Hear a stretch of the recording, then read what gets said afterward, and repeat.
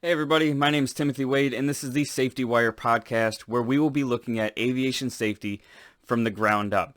This episode's kind of special to me because it's the first one I've ever put out.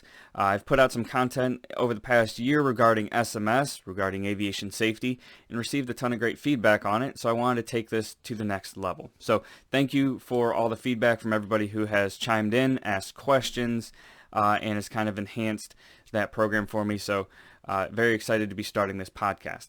Some of the topics we'll be discussing over the course of this podcast would be mobile safety for our AOG technicians out in the field, ground safety for our technicians working in the hangars, ramp safety, flight safety, anything that has to do with aviation safety. I would love to cover it on this channel. So if you have any questions, comments, concerns, please shoot them towards me, and I would love to address them as we can. So the topic we'll be covering today is one of the many scenarios regarding aviation safety where you have to ask yourself, what came first, the chicken or the egg? And in this scenario, how do you go from a reactive to a proactive safety culture? And you ask yourself, what comes first, the data to back that up, or the safety culture piece? And you need them both. You need that data and you need that proactive mentality to address what is going on throughout your incoming data, and that is going to over time build trust and build honesty in your program. So how do we get there? And my best advice would be to start small.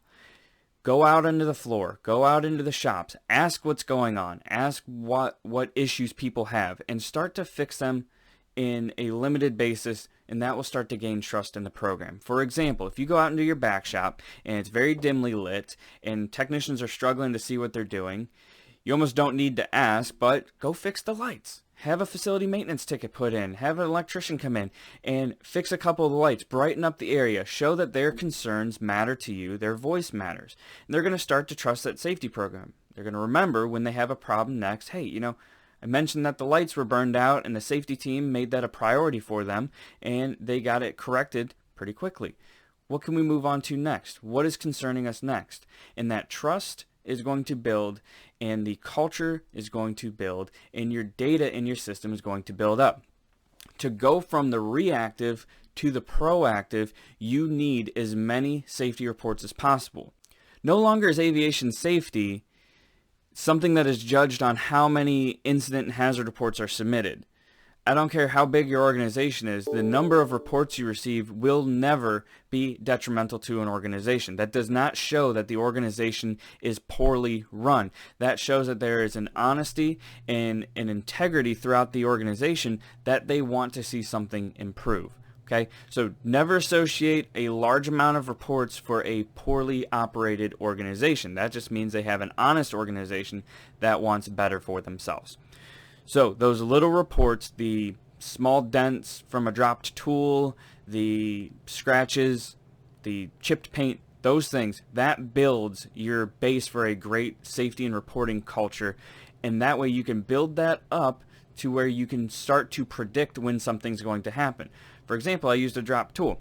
This is a very serious issue in aviation safety because not only can it cause significant damage, it can cause significant injuries as well. So if you see a small pattern of drop tools coming across your desk, tiny dent here, small chip in the paint there, very minor in nature of the reports, but you look at the root cause and it's a drop tool. Maybe we need to institute a leashing policy.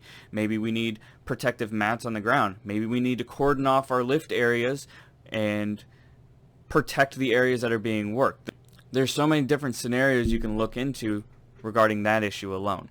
Okay, so once you start building that great base of reporting, you'll start to see where your risk lies. And that brings me to my next point of how to build a proactive, predictive safety culture. Once that data is rolling in, do a risk assessment on every single one of them and make the outcome of that risk assessment something graphable, tangible, palatable, so that way people can look at that data and see exactly where the risk lies. Whether you're adding a score to it, whether you're computing how many low risk, how many medium risk, how many high risk you're getting into your system, doesn't matter what it is, just something to where you're able to track a trend that will allow you to focus where your attention needs to be put. So for example, if I have multiple locations, but one of them is holding 50% of my laceration injuries, I know I need to focus my attention there to possibly put a cut glove policy in place, put new PPE training in place. Something's going on to where they are a significant factor with regards to risk in our organization. So let's recap a little bit. What came first, the chicken or the egg? Data or culture? They both happen simultaneously in small increments. And as I mentioned a couple weeks ago on a video, if you are starting into your SMS program, possibly getting ready to apply to actually enter the FAA's voluntary program, make sure you've done some solid work on data and reporting and culture first prior to doing that, because you need that established before you actually get into the FAA's program. After that, how do you get into a proactive culture when you're sitting in a reactive culture? It's the small reports. Work hard to gain trust in the safety program. That way those small reports start flooding in and you're able to use those to be proactive and predictive with your safety program. And once that takes place, you'll be able to assess risk prior to it becoming a full-blown incident. You'll get more hazards and incident reports, and your safety program will then start to repair things before they become an issue. Okay, so once again, thank you for joining me for our first episode of the Safety Wire. Very excited for this to become a podcast that we can record every few weeks. And once again, if you have any topics or concerns or discussions that you would like to go over, please submit them to me. I would love to take care of them. Take care, please.